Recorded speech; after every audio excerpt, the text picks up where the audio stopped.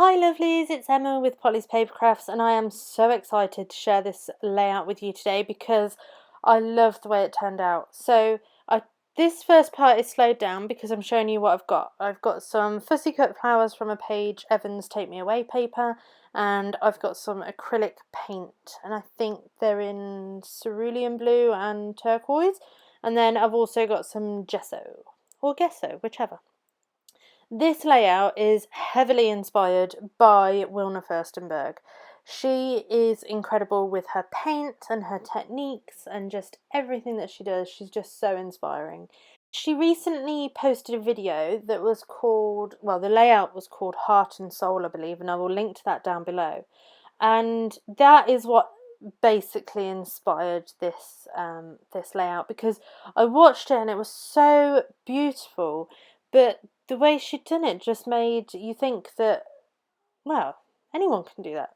I mean, not anyone because it's artwork, but she inspires you to just create, and she inspired me to have a go. So I do actually need some new acrylic paint. I bought these like really cheap from The Works, which is like a really cheap shop here in the UK. And they're not the best quality, and actually I think they're past their best, which is why I added so much gesso. My gesso is obviously white acrylic gesso, and not only does that make my colour a bit lighter, but by really working the acrylic paint with my palette knife, I managed to get it smooth as well. So using my palette knife, I'm just sort of picking up paint on the edge of it, to get like a roll of paint on the edge of the knife, and then I was just using that to mark out a square on my piece of white cardstock. Now, I did not gesso this because I was using a lot of paint, thick paint, but not water. I thought I would see how I would go without gesso. So, and actually, it wasn't too bad. But I love that colour. I love that colour, and I couldn't tell you how to get it because I can't really remember what I did. I mixed two colours and a bit of white, and I just kept going until I got a colour that I liked. So I've skipped ahead here because obviously I can't do anything else until it dries, and I want to do some stenciling. So Wilna did some stenciling down one half. I was basically scrap lifting to start off with, and then I get to a certain point and I think, actually, I think I need to turn it, I think I need to do this, that and the other. So it was really good to sort of scrap lift her as a starting point. Now here I'm using a stencil and some texture paste, and this is like, I think it's a chrysanthemum flower kind of stencil thing, and that was actually a free stencil in a papercraft magazine that I got ages and ages and ages ago. And actually, truth be told, I only bought the magazine because I wanted the stamps and the stencil. Has anyone else done that, or is that just me? But as much as I really wanted the stamps and the stencil, this is the first time I've used that stencil. I do really like it though. I was trying to be really cautious, so I didn't put my stencil properly on the paper like I should have done. So you can see it's not as crisp as one would have hoped. But I'm going to put paint and stuff all over it anyway. So I'm just scraping off the edge because I wanted to keep that texture paste sort of confined within that blue sort of painted area. And you can see I've just masked off the rest of that,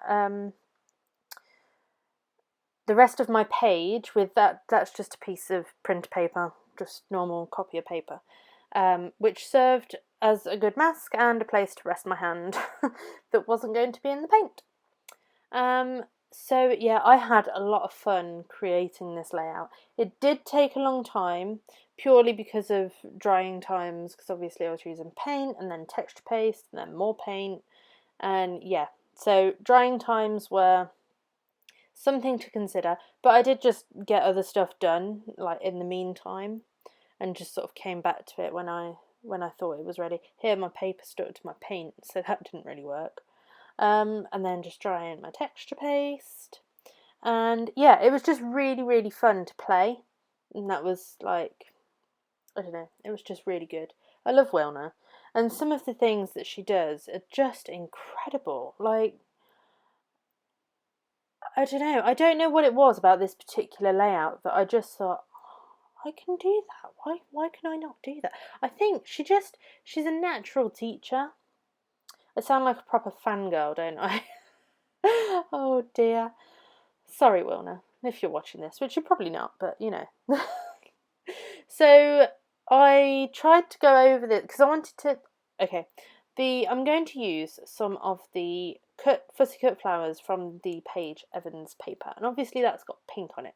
So I was going to try and bring in some pink onto my texture paste.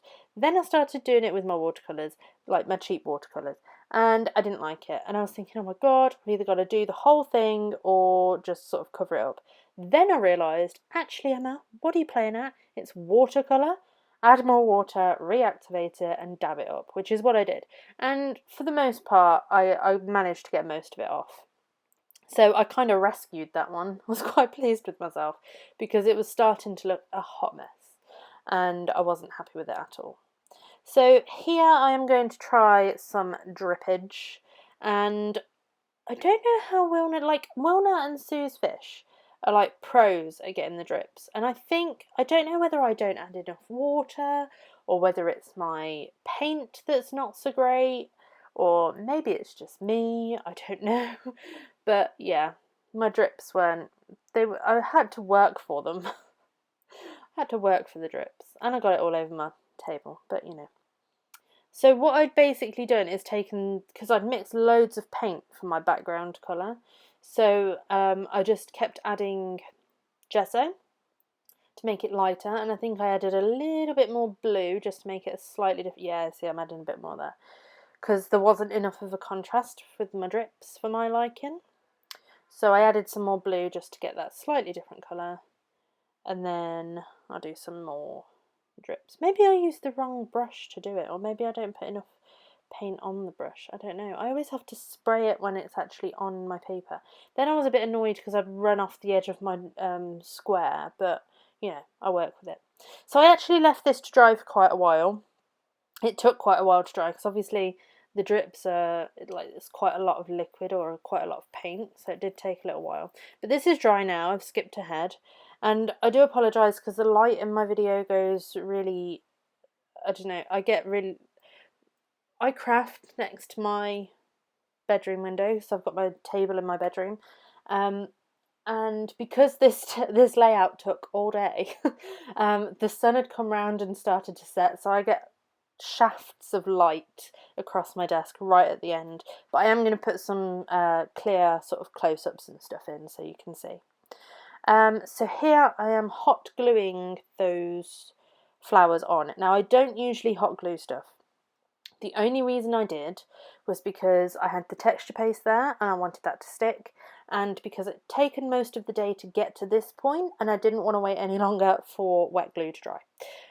So it was pure laziness really, which I kind of regretted using the hot glue gun because it's a really cheap one, and I know hot glue leaks out of the end of a hot glue gun, but this one it won't stop. I've got one that I use at school because I work in a school, and we've got a low melt one that it gets hot and it leaks a little bit like from the tip of the gun, but it's not as much as this one does. I mean, maybe I need to invest in a better one, but I don't use it that often, so sorry, having an argument with myself on my voiceover. I do apologise. So I've got my flowers done, and now it's all about the embellishment. I loved these clear stickers. These are from Dear Lizzie Saturday, and I think they look great on the blue background. It makes it look as if I've scripted that myself, and I haven't. But that Life Is Now is going to be my title. I didn't want to go really big because I love all the detail in this one, in this layout, so I didn't want the title to be really in your face. And then in Wilna's Heart and Soul video, she talks about the little touches that make a really big difference, and she uses white acrylic paint, and she does this kind of feathering sort of flicky technique around the edge of her photo and the embellishments to kind of sort of bring your attention to it. So I thought I'd have a go at that. I need to get me some white acrylic paint because I only have white acrylic gesso, which is obviously a little bit more translucent, I think is the right word. So I had to put this on really thick, and I struggled a little bit to figure out what brush I wanted to use. But yeah, so I get going with this. And actually, I did think to start off with, oh my god, I'm ruining my layout, I don't know what I'm doing. But actually, I'm really glad I persevered with it and kept adding, because in the final pictures, I think it looks really good. Personally, you know, each their own. You might look at the end pictures and go, nah, Emma, what were you thinking? That looks crap. But I like it. So I'm just doing this sort of feathering, flicky sort of technique on both sides. And yeah, I really like it. This photo, actually, I thought the photo went really well with the colours as well. So the photo I took in Barcelona, obviously a selfie, and on the beach. Totally blonde moment when I went to Barcelona. I didn't realise they had a beach. I quickly did, and we spent some time down there because it was beautiful. We walked along the beachfront, and it was so hot. If you've been to Barcelona, then you know.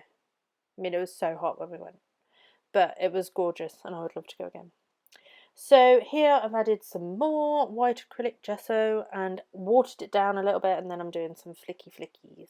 So I put the plastic that I'd mixed it in over my photo, so I would sort of protect it.